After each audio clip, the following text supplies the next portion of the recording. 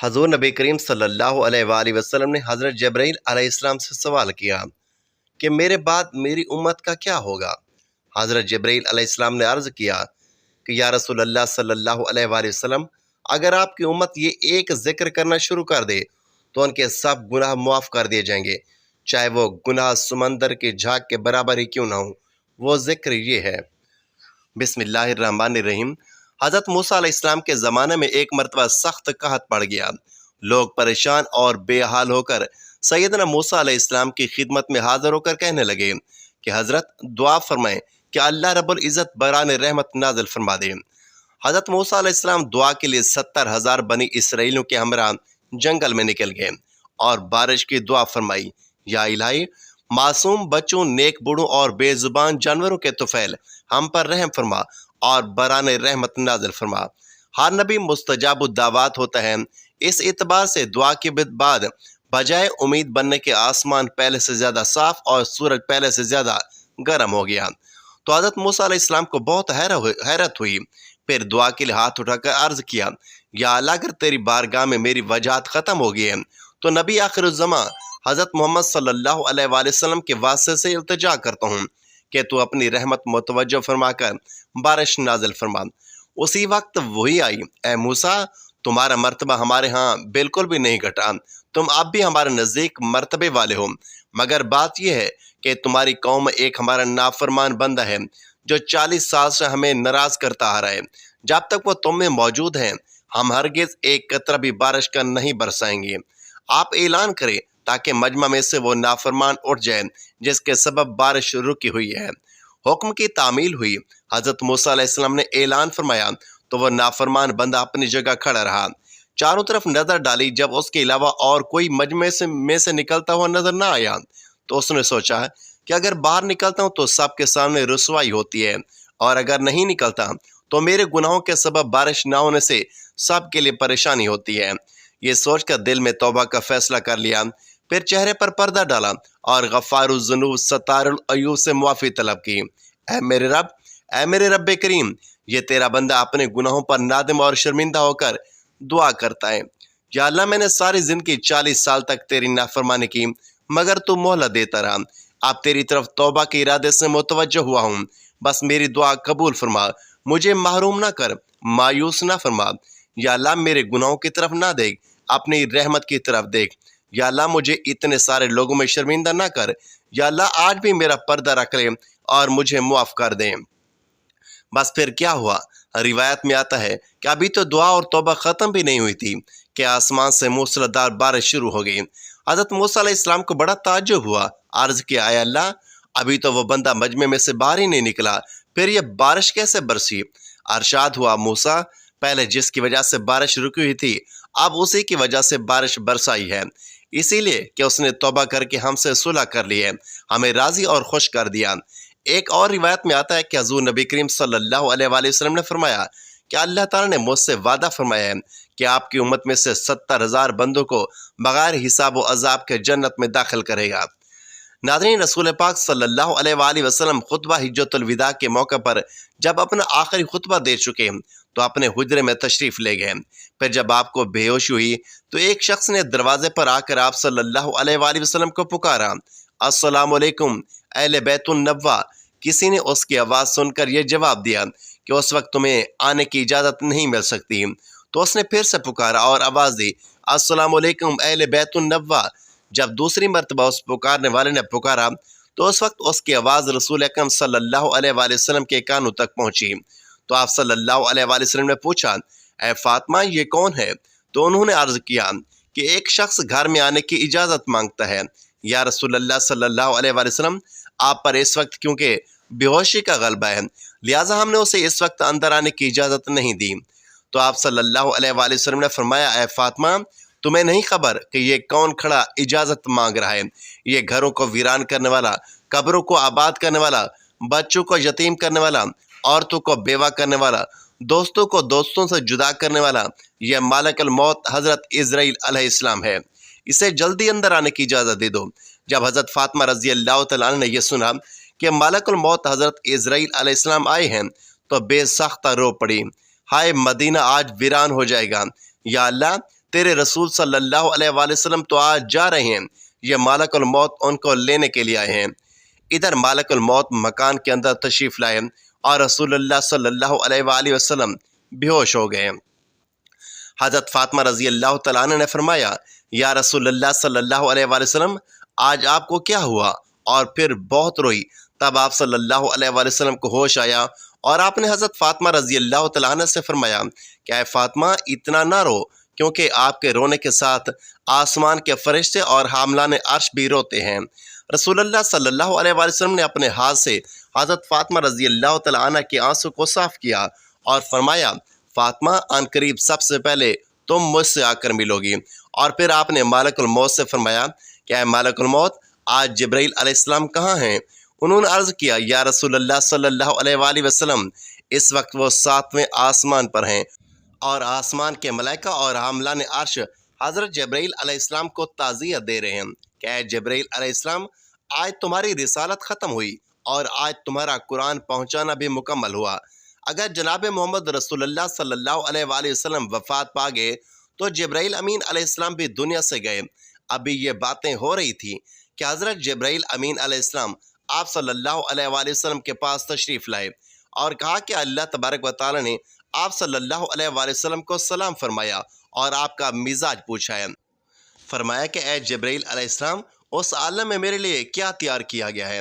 عرض کیا گیا، یا رسول اللہ صلی اللہ علیہ وآلہ وسلم، آپ کے آنے کی خوشی میں دوزخ کو ٹھنڈا کیا گیا ہے اور جنت کو آراستہ کیا گیا ہے، اور ملائکہ آپ صلی اللہ علیہ وآلہ وسلم کے لیے آسمان پر منتظر ہیں۔ دربان جنت جنت کا دروازہ کھولے آپ کا انتظار کر رہے ہیں۔ فرمایا، اے جبرائیل علیہ السلام، بتاؤ میری امت کے لیے کیا حکم ہے؟ حضرت جبرائیل علیہ السلام نے فرمایا کہ جس کے ہونٹوں میں جان رہ جائے گی، وہ بھی اگر سچے دل سے توبہ کرے گا یا توبہ کے لیے ہونٹ ہلائے گا تو بھی 1000 برس کے گناہ معاف ہو جائیں گے، اور جس نے توبہ کر لی آپ اس کو اپنی شفاعت سے بخشوائیں گے، اور آپ جس کی بھی شفاعت فرمائیں گے وہ بخشا جائے گا۔ آپ غم نہ کھائیں۔ اتنی دیر میں ایک دوسرے فرشتے نے حاضری کے لیے اجازت طلب کی۔ حضور نبی کریم صلی اللہ علیہ وآلہ وسلم نے دریافت فرمایا کہ اے جبرائیل امین علیہ السلام، یہ کون ہے؟ عرض کیا کہ یہ حضرت اسماعیل علیہ السلام فرشتہ ہے، آسمانی دنیا کا داروغہ ہے۔ جس دن سے اس نے آپ کو معراج کی شب میں دیکھا ہے، آپ کے جمال کا عاشق ہو گیا ہے۔ آج اسے معلوم ہوا ہے کہ رسول خدا صلی اللہ علیہ وآلہ وسلم وفات پائیں گے۔ اس نے جناب اقدس میں عرض کیا کہ میں نے رب کریم سے عاجزانہ دعا کی تھی کہ مجھے ایک مرتبہ اپنے نبی کریم صلی اللہ علیہ وآلہ وسلم کی زیارت ان کی زندگی میں کرنے کا موقع عنایت فرمائیں۔ لہٰذا یہ فرشتہ رب کریم سے اجازت لے کر حضور نبی کریم صلی اللہ علیہ وآلہ وسلم کی زیارت کرنے کے لیے حاضر ہوا ہے۔ پھر حضرت جبرائیل امین علیہ السلام نے عرض کیا کہ یا رسول اللہ صلی اللہ علیہ وآلہ وسلم، ملک الموت حاضر ہے۔ تو رسول اللہ صلی اللہ علیہ وآلہ وسلم نے دریافت فرمایا کہ اے ملک الموت، تم بھی میری زیارت کرنے کے لیے آئے ہو یا میری روح قبض کرنے کے لیے آئے ہو؟ اس پر ملک الموت نے عرض کیا کہ مجھے میرے پاک پروردگار نے حکم دیا ہے کہ جو مرضی میرے رسول پاک صلی اللہ علیہ وآلہ وسلم کی ہو ویسا ہی کرنا۔ اگر جناب کی مرضی ہو تو روح قبض کر لوں، ورنہ یوں ہی زیارت کر کے واپس چلا جاؤں گا۔ اس وقت جناب رسول صلی اللہ علیہ وآلہ وسلم نے حضرت جبرائیل امین علیہ السلام کی طرف دیکھا۔ حضرت جبرائیل علیہ السلام نے عرض کیا، یا رسول اللہ صلی اللہ علیہ وآلہ وسلم، میرے اور آپ کے پاک پروردگار عالم نے آپ کو بلایا ہے اور اب آپ کا اس دنیا میں رہنا پسند نہیں کرتے۔ حضرت حور و غلام آپ کی زیارت کے مشتاق ہیں، کیونکہ آج آسمان کو سجا دیا گیا ہے۔ حوروں کو بلا خوف و خطر بننے سنورنے کا حکم ملا ہے، فرشتوں کو آپ پر درود و سلام کا حکم فرما دیا گیا ہے، اور ہمیں آپ صلی اللہ علیہ وآلہ وسلم کی مرضی کے مطابق چلنے کا حکم دیا گیا ہے کہ اگر آپ صلی اللہ علیہ وآلہ وسلم آسمانوں پر تشریف لے جانا چاہیں تو ہم آپ کو لے جائیں، اور اگر آپ یوں ہی اس دنیا میں رہنا چاہیں تو یہ آپ کی مرضی ہے، اور ملائکہ آپ صلی اللہ علیہ وآلہ وسلم کے منتظر ہیں۔ لہٰذا حضرت جبرائیل امین علیہ السلام کی پوری بات سن کر رسول خدا صلی اللہ علیہ وآلہ وسلم کو معلوم ہوا کہ اللہ تبارک و تعالیٰ کو یہی منظور ہے کہ دار فنا کو چھوڑ کر دار بقا کی جانب کوچ کروں۔ آپ صلی اللہ علیہ وآلہ وسلم نے فرمایا کہ میری ازواج کو میرے سامنے بلاؤ۔ سب بیویاں آپ صلی اللہ علیہ وآلہ وسلم کے حضور حاضر ہوئیں۔ آپ صلی اللہ علیہ وآلہ وسلم نے ارشاد فرمایا کہ دیکھو، تم صبر کرنا اور تقوی اختیار کرنا اور اپنے گھروں سے باہر نہ نکلنا۔ حضرت ام سلمہ رضی اللہ تعالیٰ عنہ نے عرض کیا، یا رسول اللہ صلی اللہ علیہ وآلہ وسلم، آپ کا کیا خیال ہے؟ آپ صلی اللہ علیہ وآلہ وسلم نے فرمایا کہ اب وہ وقت قریب آ گیا ہے کہ آج کے بعد تمہیں یہ آواز سنائی نہیں دے گی اور نہ ہی مجھ کو دیکھو گی۔ اور پھر فرمایا کہ اے فاطمہ، میرے بیٹے حسن اور حسین کو بلانے کے لیے کسی کو بھیجو۔ حضرت فاطمہ رضی اللہ تعالیٰ عنہ نے کسی آدمی کو بھیجا اور فرمایا کہ بہت جلد حسن اور حسین کو بلا کر لاؤ کہ رسالت مآب سید المرسلین صلی اللہ علیہ وآلہ وسلم کی وفات کا وقت بہت قریب ہے۔ ناظرین، حضرت امام حسن اور حسین رضی اللہ تعالیٰ عنہ اس وقت ابھی بچے ہی تھے اور اپنے گھر کی جانب سفر پر گامزن تھے۔ قاصد نے پیغام دیا کہ جلدی چلو، تمہیں رسول اللہ صلی اللہ علیہ وآلہ وسلم نے بلایا ہے۔ حضرت حسن کی جانب حضرت امام حسین رضی اللہ تعالیٰ عنہ نے دیکھتے ہوئے فرمایا کہ میں نے کہا تھا نا کہ میرا دل آج بہت افسردہ ہے، میرا دل مانتا تھا کہ آج کچھ ہونے والا ہے، اس لیے ہم پہلے سے ہی گھر کی جانب چل نکلے۔ لہٰذا حضرت حسن اور حضرت حسین نے اس بندے سے دریافت فرمایا کہ آخر اتنی جلدی کیوں ہے؟ کیا ہمارے نانا جان کا آخری وقت ہے؟ کیا آپ صلی اللہ علیہ وسلم آج وفات فرمائیں گے؟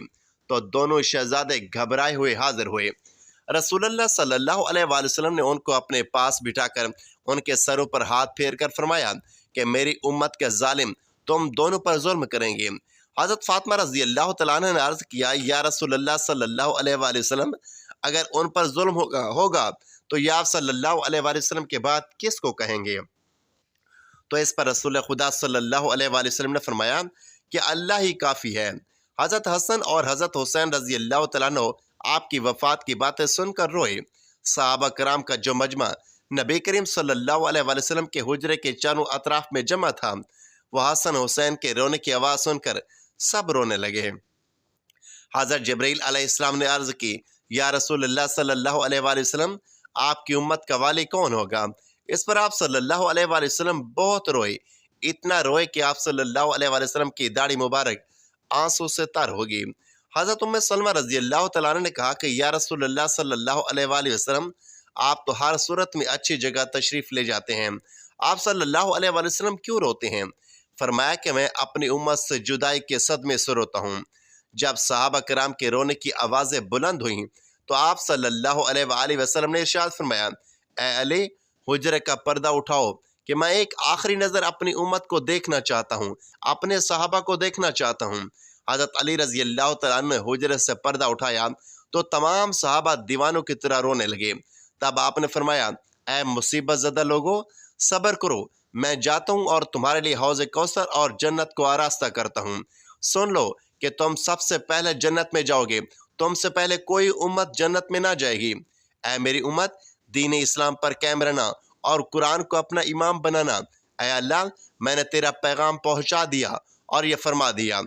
حضرت علی رضی اللہ تعالیٰ عنہ نے صحابہ کرام کو اشارتاً رخصت کیا اور صحابہ کرام باہر چلے گئے۔ حضرت فاطمہ رضی اللہ تعالیٰ عنہ نے عرض کیا کہ یا رسول اللہ صلی اللہ علیہ وآلہ وسلم، میں حشر کے دن آپ کو کہاں ڈھونڈوں؟ فرمایا کہ لوائے حمد کے نیچے۔ پوچھا کہ اگر وہاں پر آپ سے ملاقات نہ ہوئی تو فرمایا کہ پھر حوض کوثر پر، اور اگر وہاں بھی ملاقات نہ ہوئی تب میزان عدل کے پاس جہاں امت کے اعمال تولے جائیں گے، یا پل صراط پر، وہاں جہنم کے کنارے پر کھڑا امت کی سلامتی کے ساتھ گزر جانے کی دعا کرتا رہوں گا۔ جب رسول اللہ صلی اللہ علیہ وآلہ وسلم سب کی وصیت سے فارغ ہوئے تو فرمایا کہ اے ملک الموت، مجھے اپنے رب کی ملاقات کا شوق ہے، اب تو تم جس کام کے لیے آئی ہو وہ کام کرو۔ اور اس طرح رسول خدا صلی اللہ علیہ وآلہ وسلم نے حضرت عزرائیل علیہ السلام کو روح قبض کرنے کی اجازت مرمت فرمائی۔ ملک الموت نے آپ صلی اللہ علیہ وآلہ وسلم کی روح اقدس قبض کرنا شروع کی اور آپ کو تکلیف شروع ہوئی۔ فرمایا کہ اے اللہ، موت کی بڑی سخت تکلیف ہے، الہی میرے لیے موت کی تکلیف کو آسان کر۔ ساتھ میں مٹی کے پیالے میں پانی منگوا کر رکھا اور موت کی تکلیف میں بار بار پانی میں ہاتھ ڈالتے ہیں اور وہ ہاتھ اپنے منہ پر پھیرتے اور فرماتے، اے اللہ، مجھے اپنے پاس بلا لیں۔ حضرت فاطمہ رضی اللہ تعالیٰ عنہ نے کہا کہ حضرت، آج آپ کو بہت تکلیف ہے۔ فرمایا کہ اے فاطمہ، جب میرا انتقال ہو جائے تو کہنا انا للہ و انا الیہ راجعون۔ اور پھر آپ صلی اللہ علیہ وآلہ وسلم کو نزع کی تکلیف زیادہ ہوئی تو حضرت جبرائیل علیہ السلام روئے اور اپنا منہ پھیر لیا۔ رسول خدا صلی اللہ علیہ وآلہ وسلم نے فرمایا، لوگوں دیکھو نماز کی حفاظت کرنا۔ آپ یہ فرمانے لگے یا رب امتی یا رب امتی، اور یہ کہتے کہتے جان سینے تک سمٹ آئی۔ نیچے کے جسم کی جان نکل چکی تھی، لیکن اپنی گناہگار امت کے لیے کلمہ آپ کے منہ پر جاری تھا۔ حضرت جبرائیل علیہ السلام نے فرمایا کہ اللہ تبارک و تعالیٰ فرماتا ہے کہ آپ کی امت پر 1000 مرتبہ آپ سے زیادہ مہربان ہوں۔ اے نبی صلی اللہ علیہ وآلہ وسلم، آپ اپنی امت کو میرے سپرد کر کے موت کی تکلیف کو آسان کیجیے۔ تو یہ سن کر آپ صلی اللہ علیہ وآلہ وسلم نے فرمایا کہ اب میرے دل کا بوجھ ہلکا ہوا۔ اچانک گردن مبارک کا رخ ایک طرف کو میل ہوا اور روح مبارک اللہ تبارک و تعالیٰ کی طرف پرواز کر گئی۔ ناظرین، اللہ تبارک و تعالیٰ سے دعا ہے کہ ہمارے پیارے نبی کریم صلی اللہ علیہ وآلہ وسلم نے اپنی امت کو جو تعلیمات فرمائی ہیں، ہمیں ان تعلیمات پر عمل پیرا ہونے کی طاقت اور توفیق عطا فرمائے اور ہمارا خاتمہ ایمان پر فرمائے۔ آمین یا رب العالمین۔ ناظرین، ویڈیو اچھی لگی تو ویڈیو کو لائک کریں، دوستوں میں شیئر کریں، چینل کو سبسکرائب کریں اور کمنٹ باکس میں اللہ تبارک و تعالیٰ کے 99 نام میں سے کوئی ایک نام ضرور ٹائپ کریں۔ اگلے ویڈیو تک کے لیے اجازت دیجیے۔ اللہ حافظ۔